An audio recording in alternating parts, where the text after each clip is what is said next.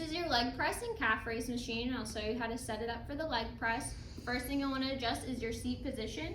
To do that, it's this red handle here. You'll just push it in and you can move the seat forward and backwards. Just make sure it clicks in. To find your seat position, you want it to be when you are sitting here, both feet flat on the pad, shoulder distance apart. Your knees should be at a 90-degree angle here. That's how you know you're close enough to the pad. You'll grab onto the handles and just press out.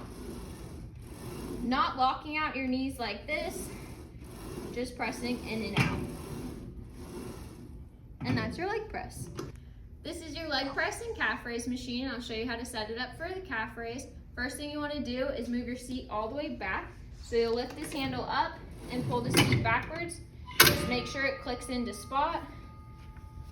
Sitting here, you'll want to move down to where the pad is at an angle.